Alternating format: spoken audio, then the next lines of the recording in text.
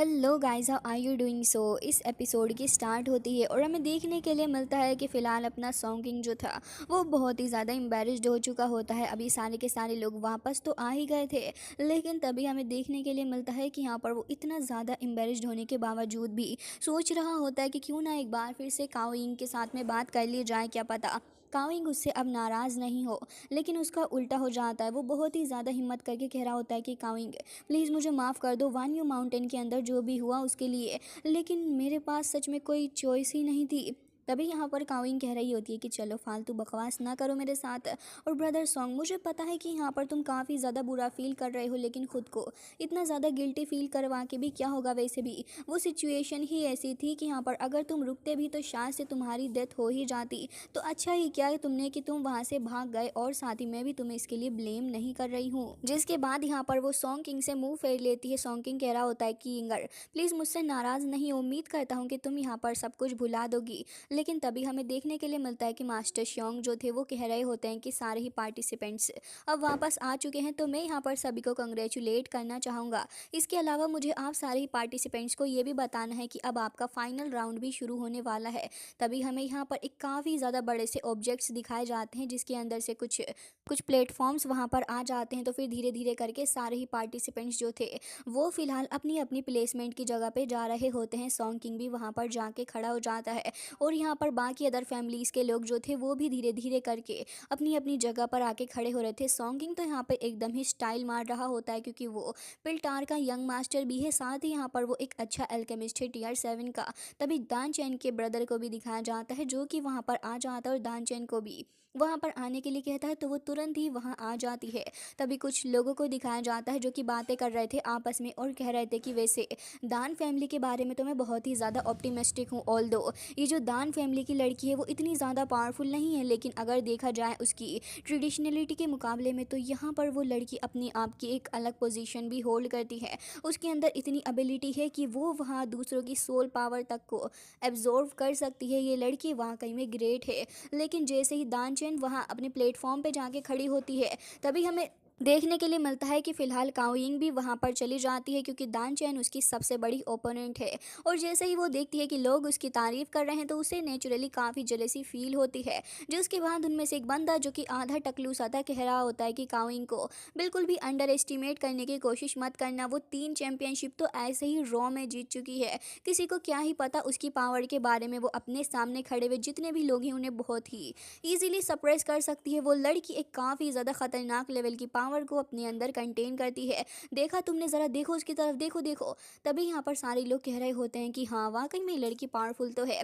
तभी उनमें से एक लड़का कहता है, लेकिन ये लड़का शाओयान जो है इसको भी अंडर एस्टिमेट नहीं किया जा सकता। मैंने तो सुना है ये लड़का जो 5 मेजर फैमिलीज़ हैं उनके असेसमेंट के लिए स्पेशली इसको हायर किया गया है। जिसके बाद शाओयान को देखते हैं जो कि अपनी 3000 लाइटनिंग मूवमेंट का इस्तेमाल करते हुए प्लेटफॉर्म की तरफ को जा रहा था। तभी सभी लोग कह रहे होते हैं कि ये रेस का वो घोड़ा है जो कि काफ़ी तेज़ी से भागता हुआ आएगा और शायद से सभी को पीछे भी छोड़ दे। जिसके बाद शाओयान ऑलमोस्ट नॉर्मली ही आके अपने प्लेटफॉर्म पे खड़ा हो जाता है बिना कुछ टशन वशन मारे, लेकिन तभी उसे सामने दिखता है अपना दुश्मन।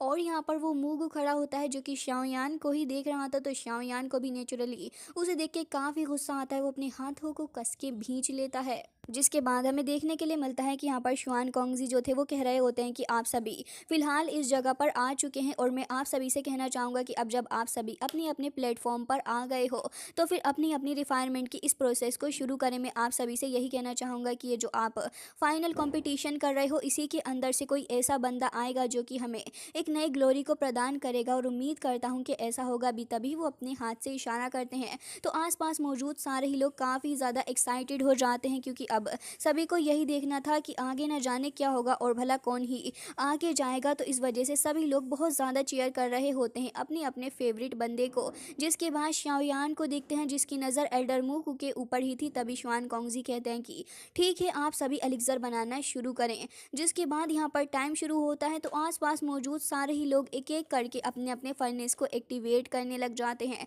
धीरे धीरे करके सभी के फर्नेस एक्टिवेट हो गए थे। तो अब इसके बाद हमारे शाओयान की बारी रही होती है जो कि अपनी पावर का इस्तेमाल करता है और अपनी हेवनली फ्लेम को यहाँ पर समन कर लेता है। सभी लोगों को अभी यही लग रहा था कि फ़िलहाल शाओयान इतना ज़्यादा अच्छे से बाहर नहीं निकल के आ पाएगा, मतलब कि अपनी सेल्फ को वो इतना ज़्यादा नहीं निखार पाएगा, लेकिन फिर भी शाओयान को यहाँ पर दिखाया जाता है जो कि काफ़ी बड़े से फर्नेस को यहाँ पर लेके आता है। और अब यहाँ पर हमें देखने के लिए मिलता है कि वो कह रहा होता है कि टीचर, इस बार मैं काफ़ी ज़्यादा बड़ा काम करने वाला हूँ, तो प्लीज़ मुझे ब्लेस करिएगा, क्योंकि ये जो मोमेंटम है ये सच में एक बहुत ही ज़्यादा स्ट्रॉन्ग मोमेंटम होने वाला है। तभी उसकी नज़र काओयिंग के ऊपर भी पड़ जाती है जो कि इस जगह पर मौजूद थी और अपने पास में रखी हुई अपनी हेवनली फ्लेम्स को वो रिलीज़ कर रही होती है। उसकी फ्लेम्स को देख के तो सारे ही लोग जो कि आसपास थे वो सभी हैरान हो जाते हैं कि इसके पास में इस तरीके की फ्लेम्स भी हैं, जो कि एक शॉकिंग चीज़ भी थी सारे ही लोगों के लिए, क्योंकि उससे पहले उन्होंने इस फ्लेम को नहीं देखा था। काओइंग को भी यहाँ पर अंदाज़ा था कि लोग ऐसा रिएक्ट करेंगे। तभी यहाँ पर शाओयान भी उसको देख के यही कह रहा होता है कि इसके पास में ये फ्लेम, ड्रैगन फ्लेम क्या कर रही है। जिसके बाद तो यहाँ पर बाकी सारे लोग भी धीरे धीरे करके इसके बारे में ही सोच रहे थे। एल्डर लेई को भी देखते हैं जो कि कह रहे थे कि इस लड़की के पास में तो ये ब्लड डीमन फायर है, जो कि एक आर्टिफिशियल फ्लेम होती है, लेकिन एक्सट्रीमली डिफ़िकल्ट है इसको कंडेंस करना, लेकिन इस लड़की ने इसे कंडेंस कर लिया। और यहाँ पर ये जो फ्लेम है ये एक्सट्रीमली रेयर भी है। तभी काओइंग को दिखाया जाता है जब उसकी फ्लेम यहाँ आसपास रिलीज़ होती है, तो सॉन्ग किंग जो कि अपनी फ्लेम्स को लेके खड़ा था वो तो थोड़ा सा हिल ही जाता है। और उसके बाद वो देख रहा था कि इसकी फ्लेम्स इतनी ज़्यादा स्ट्रॉन्ग कैसे हो सकती हैं। तभी मिस्टर ले भी कह रहे थे कि काओ फैमिली वाकई में बहुत ही ज़्यादा वेल्दी है। तभी शुआन कोंगजी भी कह रहे होते हैं कि जिसके बाद सारे ही लोग अपने अपने प्लेटफॉर्म पे थे। तभी मूगू के ऊपर सभी की नज़रें होती हैं। मूगू तो फिलहाल यहाँ पर था और कह रहा होता है कि क्या ये लड़की इस तरीके की फ्लेम्स को भी यूज़ कर सकती है, लेकिन उसे अपनी खुद की पावर का भी तो शो ऑफ करना था, क्योंकि घमंड तो कुछ ज़्यादा ही है चाचा को। जिसके बाद वो तुरंत ही यहाँ पर अपनी सी हार्ट फ्लेम को निकाल लेता है और उसकी सी हार्ट फ्लेम जैसे ही आती है तो वो एक स्नेक के रूप में वहाँ पर आ गई थी। और उसके बाद वो डोमिनेंस दिखा रही होती है आसपास और बहुत ज़्यादा एनर्जी भी रिलीज़ हो रही थी। इवन सॉन्ग किंग को दिखाया जाता है जिसे ज़बरदस्ती में ही यहाँ पर उस स्नेक ने काफ़ी बुरे तरीके से डरा दिया था। दानचेन के पास से भी होते हुए वो गुजरता है, लेकिन दानचेन ज़्यादा रिएक्ट नहीं करती। जिसके बाद काविंग के पास भी आता है। काविंग तो ऐसा लग रहा था कि थोड़ा और प्रेशर आएगा तो वो हवा के साथ ही उड़ जाएगी, बट वो खुद को संभाल लेती है। जिसके बाद वो ये कह रही थी कि डैम सोल पैलेस, एक बार फिर से ये बूढ़ा आदमी मेरे सामने आके खड़ा हो गया है। जिसके बाद हमें दिखाया जाता है कि वो स्नेक तो अपनी चोट दिखा रहा होता है हर एक जगह पे और ख़ुद को काफ़ी ज़्यादा सुपीरियर भी वो मान रहा था। तभी शुआन कोंगजी कह रहे होते हैं कि जिसके बाद हमें दिखाया जाता है कि यहाँ पर मिस्टर शुआन कोंगजी जो थे वो ये कह रहे होते हैं कि ये जो इसके पास में फ्लेम है वो अलायंस फायर लिस्ट के अंदर 15th के ऊपर रैंक करती है, बहुत ही ज़्यादा ख़तरनाक भी है। लेकिन यहाँ पर देखने वाली बात यह है कि सोल पैलेस के पास में आखिर ये आई कहाँ से। तभी मिस शुआन ये कहने लग जाती हैं कि भले ही ये एक आइडल पर्सन नहीं है इस फ्लेम को हासिल करने के लिए, लेकिन सच में इसके पास में ये एक ब्लेसिंग है कि इसके पास ये स्ट्रेंज फायर मौजूद है। आखिर इन लोगों के पास में ये चीज़ आती कहाँ से है। तभी मिस्टर ले कह रहे थे कि हाँ तुमने इसके बारे में तो बिल्कुल सही कहा, लेकिन अभी भी हमें ये देखना होगा कि आखिर इससे ज़्यादा अच्छी फ्लेम किसके पास है। शाओयान अभी भी बाकी था अपनी फ्लेम्स दिखाने से, तो वो तुरंत ही अपनी हेवनली फ्लेम्स को निकाल लेता है जो कि रूप ले लेती है एक ड्रैगन का और आगे बढ़ रही थी। और काफ़ी ज़्यादा अग्रेसिवली वो ड्रैगन उस स्नेक के सामने जाकर खड़ा हो जाता है और उसके ऊपर बहुत ही ज़्यादा ज़ोर से चिल्लाता भी है। जिसके बाद उस स्नेक को देखते हैं जिसे लग रहा था कि वो स्ट्रॉन्ग है, तो वो भी उसको पोक करने में लगा हुआ था। लेकिन शाओयान की हेवनली फ्लेम्स जो होती हैं वो तो तुरंत ही उसको जाकर जकड़ लेती हैं, जिसकी वजह से आसपास बैठे हुए सारे ही लोग कह रहे थे कि क्या सच में ये इतना ज़्यादा पावरफुल है। जिसके बाद लिटिल जियान को भी दिखाया जाता है जो कि फ़िलहाल यहाँ पर अपने कुछ इंग्रेडिएंट खा रही होती है और कह रही थी कि शाओयान तो पहले से ही ऐसा है। तभी मैं शुआन ये भी कह रही थी कि क्या शाओयान के पास में स्ट्रेंज फायर है जो कि लिस्ट से भी अलग है। स्ट्रेंज फायर से आखिर ये कहाँ से आई इसके पास। तभी मिस्टर शुआन कोंगजी कह रहे होते हैं कि ऐसा लग रहा है कि लिस्ट के अंदर भले से इस तरीके की कोई फायर नहीं हो, लेकिन क्या तुम्हें नहीं पता कि जो ग्रीन फ्लेम है क्या पता इसके मास्टर से रिलेटेड हो, क्या पता कि कोई फ्यूजन हो अलायंस फायर की। जिसके बाद यहाँ पर मिस्टर ले भी कह रहे थे कि अगर इस बारे में अगर मैं अपनी राय रखूँ तो हो सकता है कि ये जो लड़का है शाओयान इसने अपने मास्टर याओ चैन से लिया हो और ये उसके मास्टर की ग्लोरी हो कहीं ना कहीं। जिसके बाद यहाँ पर वो जो स्नेक था वो काफ़ी ज़्यादा घबरा जाता है और तुरंत ही वो सप्रेस हो गया था शाओयान के द्वारा और साथ ही वो मूगू के ऊपर भी चिल्लाने लग जाता है। एकदम ही खतरनाक वाली बेइज्जती मूगू की सभी के सामने हो चुकी थी। तभी मूगू कह रहा होता है कि क्या हुआ अगर तुमने यहाँ पर थोड़ा सा कुछ पावर दिखा भी दी, क्योंकि यहाँ पर ये जो कंपटीशन है वो फ्लेम्स के ऊपर बिल्कुल भी रिलाई नहीं करता। तभी यहाँ पर शाओयान को देखते हैं जो कि अपने फायर ड्रैगन को वापस बुला लेता है और उसके बाद वो अपनी रिफायरमेंट की प्रोसेस को शुरू करता है। सबसे पहले वो उसके अंदर कुछ इंग्रेडिएंट्स को डाल देता है, जिसके बाद काफ़ी तेज़ी के साथ हेवनली फ्लेम्स का इस्तेमाल करते हुए वो उसको रिफ़ाइन करना शुरू करता है। जिसके बाद धीरे धीरे करके वो उस मटेरियल को रिफ़ाइन भी करने लगा था। वो सारे ही मटेरियल पहले तो एक लिक्विड की फॉर्म लेते हैं, फिर आपस में मर्ज हो गए थे और अब जाकर वो कंडेंस होके एक पूरी की पूरी लिक्विड बॉल ही बन चुके थे। शाओयान अभी भी इस प्रोसेस के अंदर लगा हुआ होता है। शुआन कोंगजी की नज़र भी शाओयान के ऊपर थी और वो कह रहे थे कि इसने इसकी इन्फ्लेमेशन को रिड्यूस कर दिया है। वो भी काफ़ी तेज़ी के साथ लग रहा है कि शायद से इसकी मेन मेडिसिनल मटेरियल का ये एक पार्ट होगा जो कि इसने सक्सेसफुली कर लिया है पूरा। जिसके बाद अभी बाकी सारे लोगों का भी यही मानना था और मिस शुआन ये जो होती हैं वो तो शाओयान की तरफ को काफ़ी मुस्कुरा कर देख रही थी, क्योंकि वो इसके अंदर याओ चैन की झलक भी देख पा रही होती हैं। जिसके बाद शाओयान एक बार फिर से कुछ और मटेरियल्स को उसके अंदर डालता है और अब यहाँ पर वो उन मटेरियल्स को भी रिफाइन कर देना शुरू करता है। वो उसके अंदर कुछ अपनी बोन चिलिंग फ्लेम्स को भी मिलाता है, जिसके बाद वो मर्ज हो जाते हैं और फिर मर्ज होके उस पहले वाले लिक्विड के साथ में जाके वो कंडेंस होते हैं। जिसके बाद शाओयान अगेन अपनी हेवनली फ्लेम्स का इस्तेमाल करता है उसको मर्ज करने के लिए। अब ऐसे ही करते करते काफ़ी दिन निकल जाते हैं। जो अदर कंटेस्टेंट थे उनके तो फर्नेस भी ऐसे ही फटने लगे होते हैं और हमें दिखाया जाता है कि धीरे धीरे करके काफ़ी सारे कंटेस्टेंट फेल हो चुके थे। दान चैन भी काफ़ी अच्छा परफॉर्म कर रही होती है और काविंग इन अदर्स भी। अब इस प्रोसेस को पूरा हाफ मंथ निकल चुका होता है, लेकिन अभी भी रिफायरमेंट पूरी नहीं हो पा रही थी, जिसकी वजह से यहाँ पर मौजूद सारे ही लोग काफ़ी ज़्यादा थक चुके होते हैं। तभी मिस्टर जैन को देखते हैं जो कि कह रहे होते हैं कि आखिर ये क्या चल रहा है, मैं बहुत ज़्यादा थक चुका हूँ और मेरी बट और साथ ही बैक दोनों ही बहुत ज़्यादा पेन कर रही है। लिटिल जियान प्लीज़ मुझे बता दीजिए कि मुझे कब तक यहाँ पर बैठना है और कब ये चीज़ें ख़त्म होंगी। तभी यहाँ पर लिटिल जियान को गुस्सा आ जाता और कह रही थी कि आखिर तुम क्या चाहते हो। तभी वो डर के मारे उठ के सीधे बैठ जाते हैं, कह रहे थे कि बिल्कुल भी नहीं। जिसके बाद जियान और साथ ही लिटिल फेरी डॉक्टर वहीं पर बैठी हुई थी। तभी जियान को एक स्मेल आने लग जाती है यहाँ पर जो रिफायरमेंट चल रही थी उसकी, तो वो बहुत ज़्यादा खुश होती है और कह रही थी कि ये तो बहुत ही ज़्यादा टेस्टी है, अगर आज ये कंपटीशन नहीं होता तो आज तो मुझे काफ़ी ज़्यादा अच्छा खाना खाने को मिलता। जिसके बाद वो मिस्टर जैन से कह रही थी कि सारा का सारा फॉल्ट तुम्हारा ही है, तुम ही मुझे अच्छी मेडिसिन नहीं ला कर देते हो खाने के लिए, मुझे बहुत गुस्सा आ रहा है। तभी मिस्टर जैन भी कहते हैं कि आखिर मैं क्या करूँ, मुझे खुद नहीं समझ आता। जिसके बाद एक गोल्डन लाइटनिंग जाकर स्काई से हिट होती है तो मिस्टर चोंग एकदम ही उठकर खड़े हो जाते हैं और कह रहे थे कि किसी ने यहाँ पर 7th लेवल के एलिक्सर को रिफाइन किया है और ये एक बहुत ही ज़्यादा बड़ी बात है। तभी लिटिल फेरी डॉक्टर, लिटिल जियान और बाकी सारे लोग भी इसी को देख रहे थे कि आखिर कौन हो सकता है ऐसा जिसने 7th लेवल के इस एलिक्सर को रिफाइन किया होगा। जिसके बाद थंडर स्ट्राइक करता है वापस से और उसके बाद वो जो टार का मेन हिस्सा था उसके ऊपर जाके काफ़ी लाइटनिंग हिट होती है। लोग देख रहे थे कि अब ये सडनली क्या हो गया है। जिसके बाद ऑडियंस में मौजूद लोग भी कह रहे होते हैं कि ज़रूर से ही ये लड़की कोई और नहीं बल्कि दान चैन ही होगी, क्योंकि वही इस लेवल के एलिक्सर को रिफाइन कर सकती है। लोग आपस में बातचीत कर रहे थे। तभी हमें देखने के लिए मिलता है कि यहाँ पर एक काफ़ी ज़्यादा पावरफुल 2 कलर लाइटनिंग स्ट्राइक करती है, जिसे देख के सारे ही लोग हैरान हो जाते हैं और कह रहे थे कि ये शायद से सॉन किंग ही होगा। सॉन किंग भी अपने ऊपर बहुत ज़्यादा प्राउड फील कर रहा था और कह रहा होता है कि मैं तो हूँ ही इतना ज़्यादा बढ़िया। लेकिन इतनी ही देर के अंदर एक बार फिर से लाइटनिंग हिट करती है स्काई को और तभी मिस्टर शुआन कहने लगे होते हैं कि लग रहा है कि लड़की जो कि दान फैमिली से है बहुत ही ज़्यादा टैलेंटेड है, उसने तो 8 ग्रेड के एलिक्सर को रिफाइन कर लिया है और उसी की वजह से यहाँ 2 कलर लाइटनिंग स्ट्राइक करी है।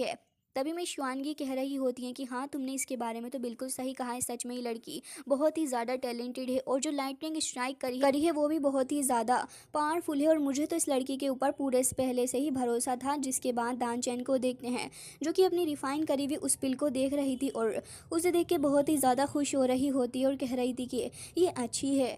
जिसके बाद सभी कह रहे होते हैं कि हाँ और दान फैमिली की न्यू जनरेशन की लीडर बनने के काबिल है ये लड़की। जिसके बाद वो देख रही होती है कि काविंग भी यहाँ पर उसकी तारीफ़ कर रही है, लेकिन तारीफ़ से ज़्यादा तो उसे जलन ही हो रही थी।